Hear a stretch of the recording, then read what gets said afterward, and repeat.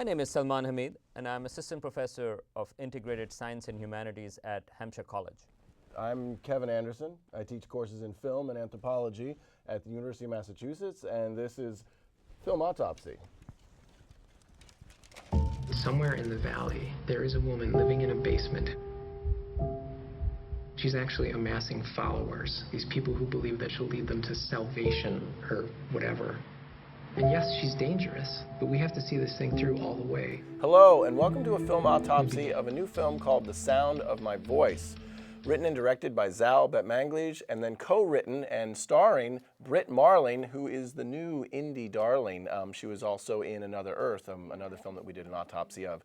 This film deals with two young people who are pretending to be interested in joining a cult. Well, this transmitter records everything from the camera. We go out of range outside of 50 feet. Peter, that's too big to swallow. People need to see video of Maggie.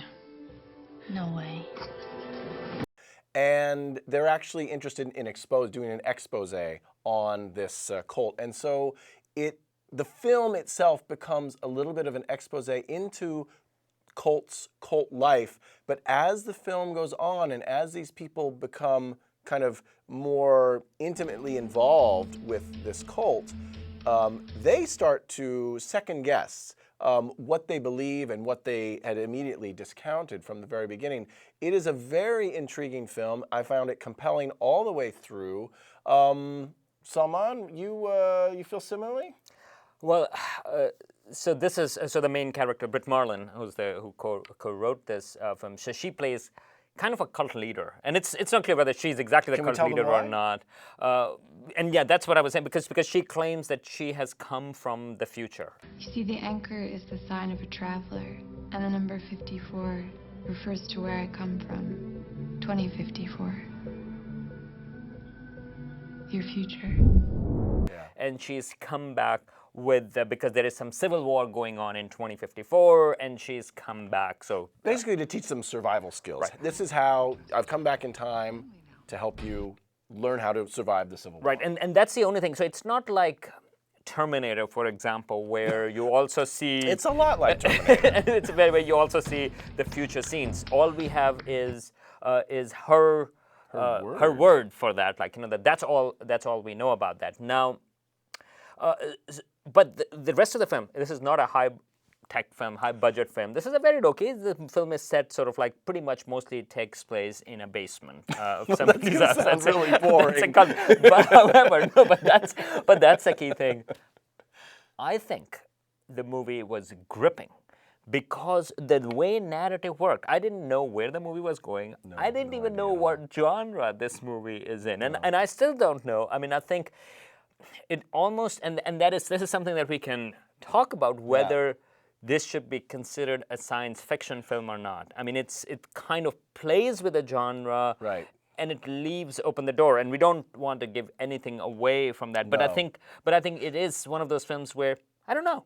I completely agree with you. I had no idea where the film was going, so we really don't want to give too much away. But I feel it's almost a sci-fi film because of what there are people in the cult who do believe that she's from the future. So there is that element that, okay, time travel must be possible, believed by some of the characters, and then other characters don't believe in that. I found it really interesting with the two young people who go to do this expose, how their beliefs and their skepticism gradually start to shift, and not in predictable ways. I just feel like we're in over our heads. Yeah, that's investigative journalism. And also, I mean, cults themselves are an interesting one because we also did an autopsy of Martha, Marcy, May, Marlene. Yes. Where we also saw this level, like, that how do you see a cult versus a normal life? And we had this discussion about whether we should call something a cult or not. Right. Because cult is a pejorative used by people who are outside of it and so on and so forth. So academics usually... It's a very intimate community. Right, but academics usually try to avoid using the word cult. But here... the movie itself uses it. The people who are skeptics, they go in.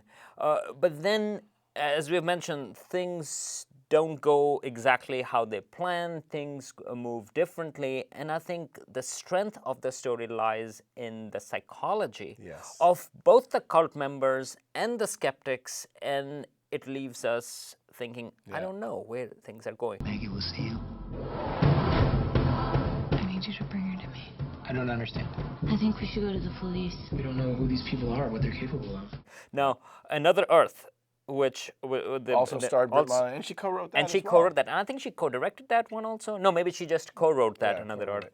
That was also one of those interesting films where you had kind of science fiction elements to it, but ultimately it was not a science fiction because it was about something else. Right, And it was just right. used as a device. I think this movie works better Yes. than Another Earth. Another Earth had a lot of promise, but ultimately it didn't deliver it. No. Here, I really liked it, and I still think there are some loopholes that can be shut. But I think the individual characters in this film are really fascinating. Well, this young woman, Britt Marlin, who's an up-and-coming actress, she is definitely somebody to keep your eye on. She is quite radiant in both films. She's a very good actress. She's this beautiful, blonde, cerebral, talented writer, actress, and I'm just really looking forward to what her next project will be, because from Another Earth to this, great improvement, and these are interesting stories. They're not, again, they're not cut and dry. They're not very predictable, and I think we need that right now. And the It's key thing very is that interesting. this is a great example, because at the time when high-budget films like Avatar and Prometheus are coming up, which are science fiction films, and they are throwing so much money They're like wasting the genre of but science fiction. Here, This one, there are films that are made with very little budget, but they are cerebral films. Like, whether they work perfectly Right. or not, but there is an attempt to that. And I think in both of those films, that's why I'm really looking Right. forward to what she does next. Because Right. in both Another Earth and then in this one, there is something in there. She's looking at larger issues, larger questions. psychological, and I would say just cerebral, but not heady. I mean, these are very, watchable films. Not like, highbrow art house cinema. These are like very accessible art house cinema. So.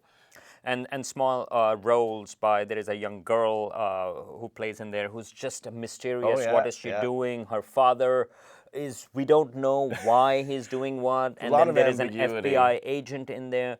It's, or not. or not. I mean, it is the small details, it's the small characters that really add it up. So basically, we haven't given you anything because the movie is ambiguous. Yes. It has an ambiguous ending, but really intriguing. It was a gripping film, and the soundtrack, really good use of soundtrack. It's too much of a joy to watch. So I think we'll just leave it there. I think both of us are highly recommending The Sound of My Voice, not mine, but Britt Marlin's in the title. Sound of And My do Voice. a double showing with Martha Marcy May Marlene. I That would be a think that was good also double an excellent feature. film. Also dealt with Yeah. sort of like cults, Psychology, neuroses, skepticism, mood bathing.